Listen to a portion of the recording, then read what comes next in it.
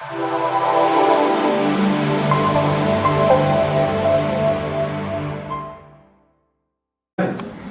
guys. To quote our new leader, let's do this. So my name's Brent Selwyn. I'm a partner of a law firm here in Christchurch, Kannangara Thomson, and this is the third one of these seminars that we've done. Just a few formalities. Obviously you know where the exits are. You've come in through the exit if you need to get out. The toilets are a bit of a problem here, so I suggest you cross your legs and hold on for 3/4 of an hour. If you really need to go, if you could see Katrina at the back with her hand up, and they're down the back in the secure part of the building, so she'll have to take you down there and lead you back in. So our idea in running these seminars is to make what can be a bit of a stressful and daunting time for home buyers, be it first home buyers or those who qualify for a second chance KiwiSaver withdrawal, to make it a bit of a smoother and easier process. So this is the third one of these that we've done, and I'm not going to be doing any of the speaking, I'm just introducing things. Wanted to thank Kyle and Katrina and Harcourt's Grenadier for allowing us the use of their premises. The order of speakers tonight, there are two ladies, well actually three lawyers and myself here from my firm. Two of them will be speaking. First Wathsala, and then Emma. We've also got Colette, new lawyer with our firm here in the audience. And then after the ladies have talked about the legal process and what we do to help people with home buying, then we'll have Kyle, who will be far more entertaining than anyone, because Kyle will do some exciting stuff, including a mock auction for you, so you can see how that looks. They've also got some properties that I think they're going to show you, just to give you some examples of stuff that's on the market right now. And last but not least, probably the most important man, if you can't get finance, you won't be buying a house. So Scott Miller from Advanced Mortgage Solutions will talk to you about getting finance. So at this stage, if I can invite Wathsala to come on up, our first speaker. Thank you.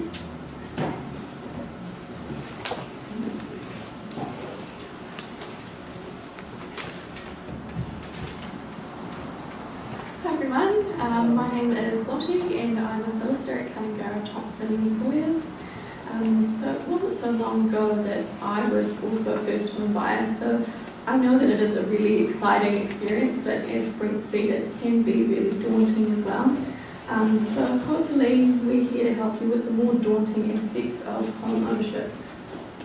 So Emma and I will briefly take you through the special conditions to include in a sale and purchase agreement, the different ownership structures, because there isn't just one when you purchase a home, whether a property sharing agreement is necessary, and how to traverse your way through the whole KiwiSaver Homestart grant experience, and lastly the Kannangara Thomson point of difference.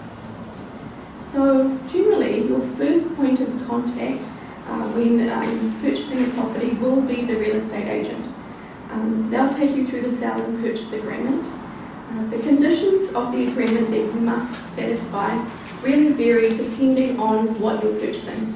So it's whether you're purchasing a piece of land or a house and land package or a pre-loved home. I have clients who do come to me at the start, so at the negotiation process, and so we can look at the agreement and see what clauses need to be in there if anything's missing. But but not all clients do that.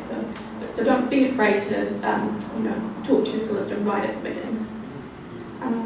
Without getting into the finer details, I'll go through the general conditions.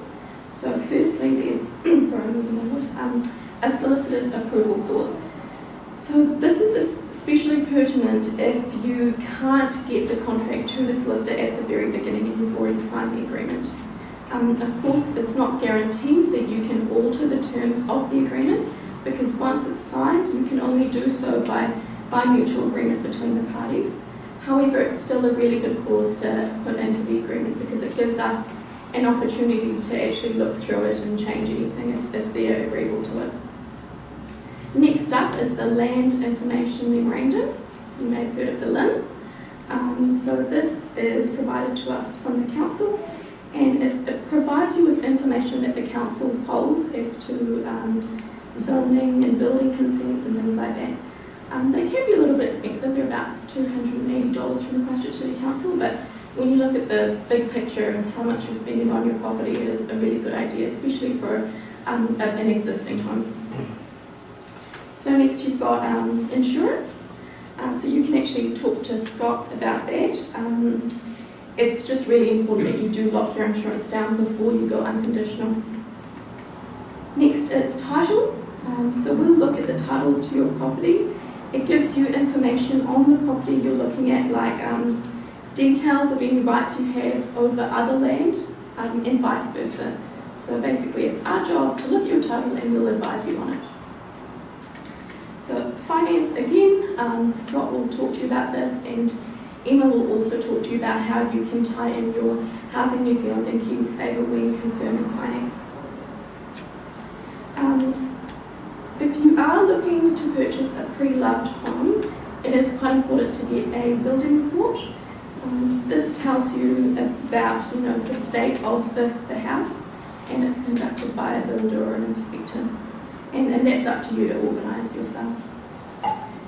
Another condition that is quite important, especially in Christchurch when you're purchasing a pre-loved house, is the EQC status. So you want to include condition in the contract about the claims, and you have to ask the right questions, like what the claims are, the status of the claims, whether there's a scope of works, etc. So the real estate agent can also help you with that at the beginning.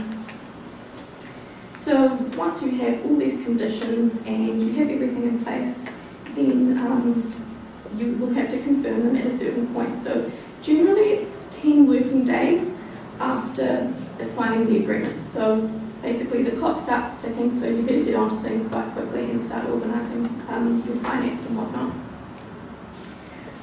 Once all the conditions are satisfied, the agreement is noted as being unconditional. So this means basically that you're locked in and you have to settle. So settlement can be at least 5 working days following the agreement becoming unconditional, but it's really up to you and the vendor to choose a date that suits both parties. So once the agreements are locked in and unconditional, and between that time and settlement, you will meet with your solicitor, and that's the perfect time for you to sign all your relevant documents, and it's a good opportunity for you to speak to them about how you wish to hold the property. Deciding on which form of ownership to use depends entirely on your personal circumstance. I'll briefly explain the different forms of ownership. There's 2 main ones, so there's joint tenants and tenants in common. Joint tenancies arise when there are 2 or more people buying a property together and their shares in the property are undivided and undefined. One important feature of a joint tenancy is the right of survivorship. This means that when one of the joint tenants dies, then their share in the property will automatically transfer to the surviving joint tenant. Joint tenancy is the most common form of land ownership and generally used by husbands and wives or partners. It means that they can have equal share and it all passes over to their spouse or partner when they pass. So tenancy in common is the other form of land ownership, and it allows for owners to hold a distinct share of the property. And this is good because there's no requirement to hold it 50-50. The amount of a person's interest in the property is actually noted on the title itself. So, for example, it'll say that Mark Smith has a 1/3 share and Mary Smith has a 2/3 share. One major advantage of owning property as tenants in common is that the owners are able to dispose of the shares in their property in accordance with their will. If a person doesn't have a will, their shares in the property will be distributed in accordance with the provisions of the Administration Act, which is quite costly. So it's important that, if you have a property, if you own property as tenants in common, that you also have a will in place, which of course we can help you with. For couples wanting to buy a property together, it's also important to consider the effect of each type of ownership will have on them. Relationship property and family protection implications are significant. It may be an option to enter into a contracting out agreement under the Relationship Property Act, or a sharing agreement to set out more detailed terms of provisions regarding the ownership of the property. So I hope my spiel has sort of helped you think about the conditions that you need to put into an agreement and the types of ownership, and whether a contracting out agreement is something that you may or may not need. My biggest piece of advice would just be to ask questions, because you're all new to it, and it's better to ask the question than not.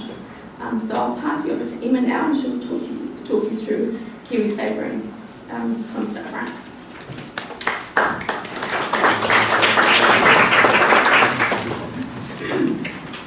Hi everyone, my name is Emma Kley and I'm a solicitor and I work with Wathsala at Kannangara Thomson. Buying your first home can seem daunting at the best of times, and the role of your solicitor is to help guide you through the process as well as point out matters for you to consider. As Wathsala's covered, the need to have your solicitor read an agreement before signing is crucial, especially where it comes to Housing New Zealand and using the KiwiSaver First Home Withdrawal to assist with buying your first home. How many of you have heard about or know about the ability to use the Housing New Zealand Homestart grant or your KiwiSaver to help buying your first home? For some of you, that's good. So I'm going to talk a little bit about that. And basically, this is additional money to help keep your mortgage down and may make the difference between buying a home and buying your dream home. So with KiwiSaver, the ability to buy a house with your KiwiSaver has helped many first home buyers get on the property ladder. And the eligibility criteria is set out on your KiwiSaver provider website, but generally it is that you are contributing for a minimum of 3 years. You are using the funds to buy your first home, so not an investment property, and you haven't owned land in New Zealand or anywhere in the world before, so it's really important that if you've owned land overseas, it actually affects your eligibility to use a Homestart grant and your KiwiSaver. So the maximum you can withdraw is the full amount, including your contributions, your employer contributions, any returns on investments, as well as the member tax credits, but you cannot withdraw the government $1,000 kickstart. So that will remain, but the rest you can get out. If you've owned a property before but no longer do, you may be able to use your KiwiSaver or the Homestart grant where you haven't used them before. I'm not going to get into that today, but there is the ability to look for that on the Housing New Zealand website, and you can give us a call and we can talk you through that process as well. It's really important to be aware of the timeframes for KiwiSaver First Home Withdrawal.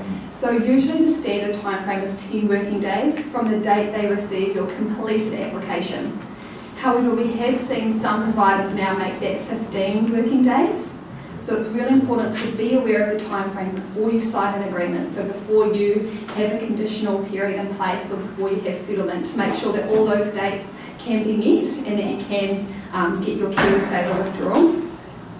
So with your application, you can print it off from your KiwiSaver provider website and complete it. There is a part that you need to sign in front of a solicitor or justice of peace, and there's a wee solicitor's certificate that we need to complete on your behalf.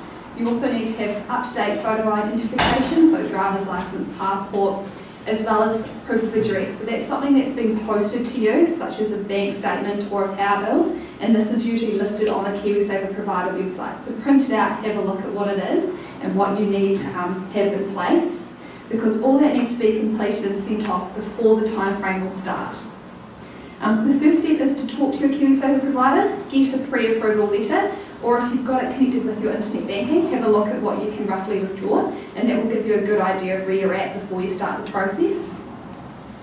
So you can use the KiwiSaver for the deposit or for the final settlement amount. So if you're using it for the deposit, you need to make sure that you have roughly a minimum of 15 working days between the date you sign the agreement and the date you have to confirm. If you're using it for settlement, you need to have about the same amount of time, 15 working days, between the date you confirm the agreement and the date you settle. So it's important to get the application underway as soon as possible. If you're signing an agreement and you have a short time frame to confirm, it's good to get it away the same day, so call your solicitor to get that arranged. And the funds are then paid to us or your solicitor on your behalf, and they have to be used towards the purchase of your first home. So they can't be used to buy a new TV or something else for the house, they do need to be used to buying your first home. So now I'll talk a little bit about the Housing New Zealand Homestart grant, and this is separate to but complements the KiwiSaver First Home Withdrawal. and it has quite strict criteria, so it's good to just be aware of that and check if you're eligible. So some of the criteria that you're over the age of 18, you've not owned land anywhere in the world or in New Zealand before, you've not received the KiwiSaver Homestart grant or the Homestart subsidy, which was the predecessor before, you're a member of a KiwiSaver scheme, complying fund or an exempt employer scheme, so you can figure out where you're at with that. You've contributed the minimum allowable percentage of your income to your KiwiSaver provider for at least 3 years. Your gross income before tax, if you're purchasing the property in your own name alone, is $85,000, that's before tax. If you're buying with someone else, then your combined total income before tax can be no more than $130,000. You must have a deposit of 10%, so this can be made up of your KiwiSaver first home withdrawal savings, fixed term deposits, or a gift if you're getting a gift from someone to help assist you with it. And it's important to note about the house price caps. They vary throughout New Zealand. So for Christchurch, the house price cap for a pre-loved home is $500,000, and for a new build is $550,000. What you can get from the grant, if you're purchasing a pre-loved home, is $1,000 per year you've been contributing to KiwiSaver up to a maximum of 5 years. So if you're purchasing a loan, the maximum you could get for a pre-loved home is $5,000, and if you're purchasing with someone else, the maximum you could get is $10,000. When you're purchasing a new build, the amount is doubled, so you can get $2,000 per year that you've been contributing to KiwiSaver for a maximum of 5 years. So if you're purchasing a loan, the maximum you can get is $10,000, and when you're purchasing with someone else, the maximum you can get is $20,000. So it's a pretty big incentive to help get onto the property ladder. The time frame for applying for the Housing New Zealand Homestart grant is a lot stricter, and it's actually 4 weeks from the date they receive your initial application, or 20 working days. And it's a 3-step process. So the first step you complete yourselves online. It's good to allow a couple of hours because it can be quite time consuming. You need to get different documents to support your application. The second step is usually where it's a bit more information is provided, the sale and purchase agreement, information about your finance, and that's where Scott would come in. And we usually come in at the third stage, which is where you sign your agreement with Housing New Zealand. And it's really important to know that there is a condition of the Homestart grant, and that's that you live in the property for 6 months from the date that you purchase the property and settlement's completed. So for a pre-loved home, it's 6 months from the settlement date, and for a new build, it's 6 months from the date the Code of Compliance certificate is issued. If for some reason you move or your circumstances change and you don't live in the property for 6 months, technically you're required to repay the Homestart grant plus interest. So that condition's gone once you've lived in it for 6 months, so it's always good to just keep that in mind when you're looking to buy a home. And the funds for the Homestart grant can only be used towards the final settlement amounts, they can't be used towards your initial deposit. So at Kannangara Thomson, we act for first home buyers all the time and we're really familiar with the process.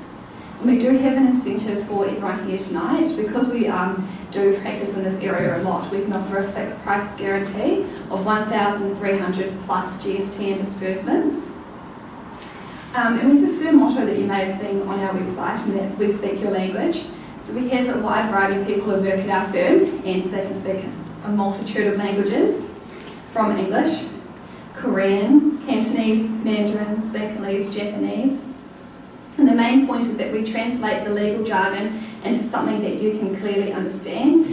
The whole point of the process is to actually make sure that you know what you're doing and understand what you're doing. You should never feel pressure to sign something that you're not comfortable with or you don't quite understand. Our job is to make sure that you are fully comfortable and understand what you're purchasing and where you're going. And so the point of tonight is just to provide you with a breakdown of what the purchasing process is like and give you some insight into that process and to help you with any questions along the way. So come talk to us at the end with any questions you have, or if something comes to mind once you leave tonight, then make sure to give us a call and hopefully help you get into your first home. So thank you very much.